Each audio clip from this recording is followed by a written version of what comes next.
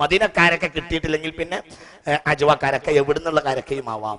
Medina അല്ലാത്ത നാട്ടിലും അജുവക്കാരൊക്കെ ഉണ്ട്, അത് ചെയ്യാം. പക്ഷെ മദീനക്കാരൊക്കെയാണ് അഫ്ളല്.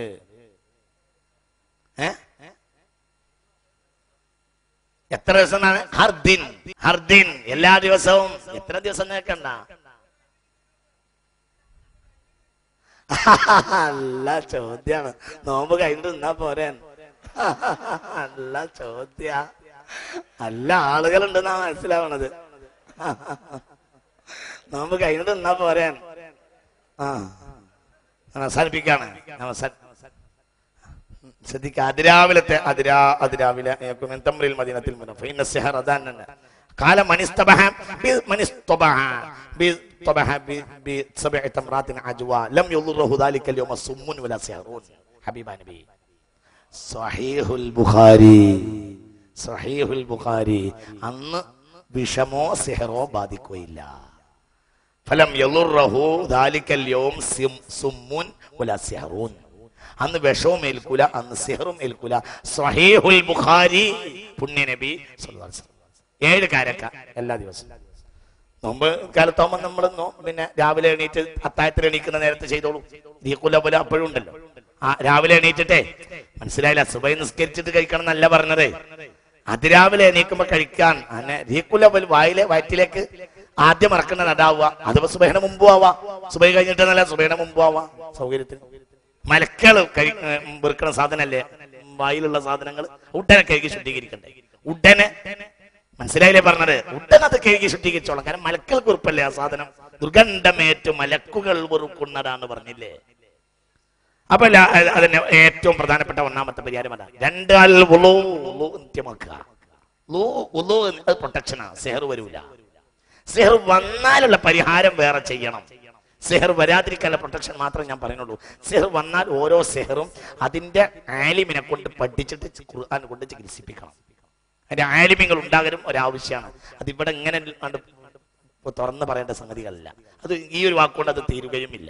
വരാതിരിക്കാനുള്ള പ്രൊട്ടക്ഷൻ മാത്രമേ പറയുന്നുള്ളൂ. വന്നാൽ നിപുണന്മാരായ ആളുകളെ കണ്ട് ആ കാര്യം പരിഹരിക്കേണ്ടതാണ്. ദായിമുൽ വുളു, എപ്പോഴും വുളു എടുക്കുക. വുളു ദായിമുൽ വുളു ആകുക. സെഹർ വരൂല. അതേപോലെ തന്നെ എന്തുകൊണ്ട്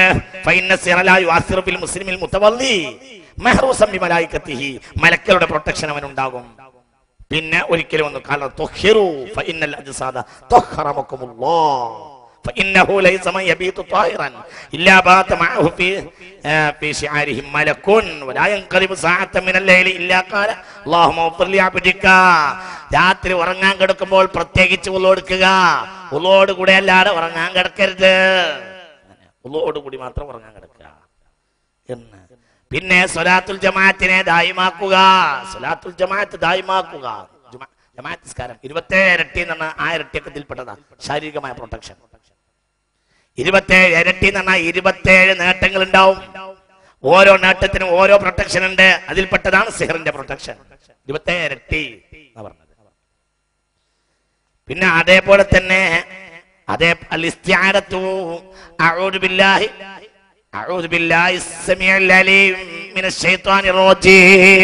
എന്ന് പറഞ്ഞിട്ട് നിസ്കാരത്തിലേക്ക് പ്രവേശിക്കുക.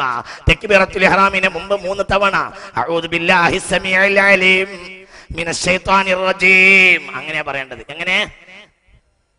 എപ്പോൾ? നിസ്കാരത്തിന് പുറത്ത്. നിസ്കാരത്തിൽ കയറിയാ പിന്നെ അഊദു ബില്ലാഹി മിനശ് ശൈത്വാനിർ റജീം എല്ലാം ചെല്ല. കേറുന്നതിന് മുമ്പ് അഊദു ബില്ലാഹി സമീഉൽ അലീം മിനശ് ശൈത്വാനിർ റജീം. നിസ്കാരത്തിലേക്ക് പ്രവേശിക്കുന്നതിന് മുമ്പ് അഊദു ബില്ലാഹി സമീഉൽ അലീം മിനശ് ശൈത്വാനിർ റജീം. രാവിലെ ഒരാള് രാവിലെയും വൈകുന്നേരവും അത് 3 തവണ ചെല്ലിയാലും അന്ന് ഇബ്ലീസ് കരയുമെന്ന് ഖാല റസൂലുള്ളാഹി. രാവിലെയും വൈകുന്നേരവും 3 തവണ അഊദു ബില്ലാഹി സമീഉൽ അലീം മിനശ് ശൈത്വാനിർ റജീം എന്ന് ചെല്ലുക. ജമാഅത്തിനെ മുഹാഫളത്ത് ചെയ്യുക. ജമാഅത്തിനെ മുഹാഫളത്ത് ചെയ്യുക. അതേപോലെ തന്നെ ഇസ്തിആദത്ത്. പിന്നെ ഇസ്തിആദത്തുനുണ്ട് ദുഖൂലിൽ ഖലായി. കക്കൂസിൽ കയറുമ്പോൾ പ്രൊട്ടക്ഷൻ എടുക്കുക. അത് വേണം. കക്കൂസിൽ കയറുമ്പോൾ ബിസ്മില്ലാഹി അല്ലാഹുമ്മ ഇന്നി അഊദു ബിക മിനൽ ഖുബസി വൽ ഖബായിതി പ്രൊട്ടക്ഷൻ എടുക്കുക. കക്കൂസ് ഭയങ്കര. കക്കൂസിൽ എപ്പോഴും കയറും. കാരണം അത് അവന്റെ മൗവയാണ്, അത് അവന്റെ വീടാണ്. ഞാൻ അവസാനിപ്പിക്കാം. അതവന്റെ വീടാണ്. കക്കൂസ്. അതേപോലെ തന്നെ അവിടങ്ങളിൽ വിവസ്ത്രരായി നിൽക്കുന്ന കാര്യം പ്രത്യേകം സൂക്ഷിക്കുക. അങ്ങനെയാണ്. അതൊക്കെ ശൈത്താൻ കയറി വരുന്ന വഴിയാണ്. അതൊക്കെ പ്രൊട്ടക്ഷനാണ്. അതേപോലെ തന്നെ അൽ ഇസ്തിആദത്തു മിനശ് ശൈത്താനി ഇൻദൽ ജിമാഇ, ഭാര്യ ഭർത്താവിന്റെ ഇടയിൽ ശാരീരിക ബന്ധം ആരംഭിക്കുമ്പോൾ ഇസ്തിആദത്ത് ചെയ്യുക. ഏറ്റവും കൂടുതൽ ശൈത്താൻ കയറി വരുന്ന സമയമാണത്. ആണിനും പെണ്ണിനും ശൈത്താൻ വരും ആ സമയത്ത്. അതുകൊണ്ടാണല്ലോ പ്രസവിച്ച കുട്ടിക്ക് ശൈത്താന്റെ അടി കിട്ടാത്തൊരു കുട്ടിയുമില്ല എന്ന് ഹബീബ നബി പറഞ്ഞിട്ടുണ്ട്. ഏത് കുട്ടി അപ്പോഴാണ് കുട്ടി അട്ടഹസിച്ച് കരയുക. നമ്മൾ കുട്ടി കരഞ്ഞിട്ടില്ല എന്ന് പറഞ്ഞു ഡോക്ടറോട് പറയും, ഡോക്ടറെ കുട്ടി കരഞ്ഞിട്ടില്ല. എപ്പോഴാ കുട്ടി കരഞ്ഞത്? ശൈത്താന്റെ അടി കിട്ടുമ്പോഴേ കുട്ടി കരയുകയുള്ളൂ. ശൈത്താന്റെ അടി കിട്ടിയപ്പോഴാ കുട്ടി കരയുക.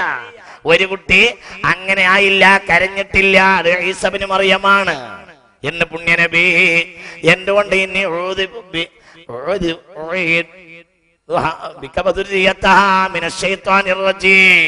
എന്ന് പറഞ്ഞല്ലോ. ആര്? ഹന്നത്ത് ബീവി.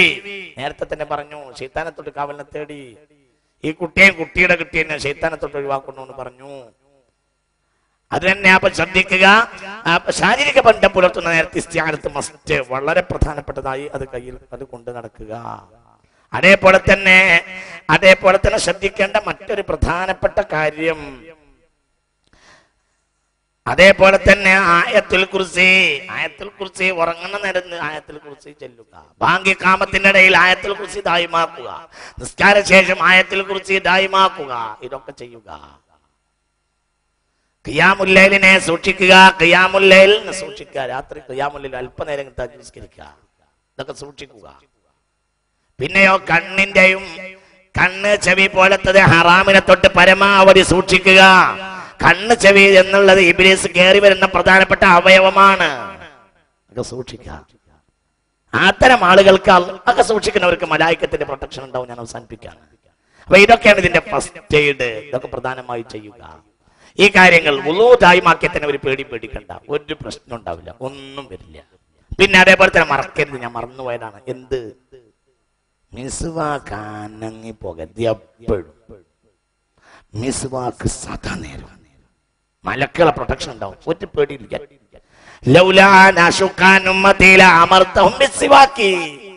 എന്റെ സമുദായത്തിന് ബുദ്ധിമുട്ടാകുമെന്ന് തോന്നിയിട്ടാണ്, ഇല്ലെങ്കിൽ ഞാൻ അത് നിർബന്ധമായി കൽപ്പിക്കുമായിരുന്നു. ഖാല റസൂലുള്ളാഹി. എപ്പോഴും മിസ്വാക്ക് ചെയ്യുക. അതിന് അറബികളെ കണ്ടുപിടിക്കണം. നിസ്കരിക്കാൻ നിൽക്കുന്ന നേരത്തും അറാക്ക് എടുത്തിട്ട് ഇങ്ങനെ ഉന്തും. നിസ്കാരം കഴിഞ്ഞാല് എപ്പോഴും അതെപ്പോഴും ഏത് നേരത്തെ അറബികളെ കണ്ടു പഠിക്കണം. ഞാൻ അവസാനിപ്പിക്കാം. അതുകൊണ്ട് മുഅ്മിനീങ്ങളെ വളരെ വലിയൊരു വിഷയമാണ്. ഞാനത് ചെറുതായ രൂപത്തിൽ നിങ്ങളെ മുന്നിൽ പറഞ്ഞു തന്നിട്ടുണ്ട്. സിഹർ ബാധിച്ചവർക്ക് അതിന്റെ മാഹിരീങ്ങളെ കണ്ട് ആ വിഷയത്തെ കൈകാര്യം ചെയ്യൽ ആവശ്യമാണ് എന്നതോടുകൂടെ തന്നെ ഇതിന്റെ പരിഹാരങ്ങൾ ഓരോരുത്തരും പഠിക്കലും ആവശ്യമാണ്. ആലിമീങ്ങൾ അതിന് പരിഹാരത്തിന് തയ്യാറാകണം. ആലിമീങ്ങൾക്ക് ഫർള് കിഫയാണ്. ഇതൊക്കെ വരുന്ന ഉദാഹരണം, ചില ആളുകൾ നമ്മളെ നാട്ടിലുണ്ട്. ഒരു പ്രശ്നം ഉണ്ടായാൽ നമുക്ക് പോകാൻ പറ്റിയ ചില ആളുകളുണ്ട്. കോഴിക്കോട് ജില്ലയിലൊന്നും ഇങ്ങനെ കണ്ണിട്ട് നോക്കൂ. 1-2 ആളുകൾ ഉണ്ടെങ്കിൽ, ഒരാളെ എന്റെ മനസ്സിൽ ഇങ്ങനെ വരുന്നുള്ളൂ, അങ്ങനെ 1-2 ആളുകൾ ഉണ്ടെങ്കിൽ, ഒരാളുണ്ട് 1-2 ഉണ്ടാവും. അവരും കൂടി മരിച്ച എന്ത് ചെയ്യും ജനങ്ങള്? അപ്പോൾ ആലിമീങ്ങൾക്കിടയിൽ ഫർള് കിഫായാണ്. അവര് സ്വലാഹിയത്തിന്റെ ജീവിതം ജീവിക്കുകയും ഇത് അവരെ മുൻഗാമികളിൽ നിന്ന് പഠിച്ചെടുക്കുകയും ചെയ്യണം. മനസ്സിലായില്ലേ? ഇത് ഭയങ്കര പ്രശ്നമുള്ള കാര്യമാണ്. എന്തുകൊണ്ട്? ഇത് അവർ പഠിച്ചിട്ടില്ലെങ്കിൽ പിന്നെ ഏതെങ്കിലും തെമ്മാടിയെ ജനങ്ങൾ ആശ്രയിക്കും. അപ്പൊ അള്ളല്ലോ അവർ പഴപ്പിക്കുകയും ചെയ്യും. ആലിമീങ്ങൾ സാലിഹ്യങ്ങളാകാൻ തീരുമാനിക്കുക. ആദ്യം സാലിഹായി തീരുമാനിക്കുക. ആലിമ സാലിഹായാൽ ആ ആലിമ വലിയ. ലൗലം യക്കുനിൽ ആലിമ വലിയൻ ഫലൈസ ലില്ലാഹി വലിയുന്ന. ആലിമനെയാണ് ഔലിയ പാപ്പ. ആലിമാണ് വലിയ. ലൗലം യക്കുനിൽ ആലിമ വലിയൻ ഫലൈസ ലില്ലാഹി വലിയുൻ. ആലിമ വലിയ അല്ലെങ്കിൽ പിന്നെ വലിയ എന്നൊരാൾ ഇല്ല. എങ്ങനെ ആലിമ വലിയ അല്ലെങ്കിൽ പിന്നെ വലിയ എന്നൊരാൾ ഇല്ല എന്ന് ഇമാമിന്റെ ശാഫിഈ റളിയല്ലാഹു. അല്ലാഹു തൗഫീഖ് ചെയ്യട്ടെ.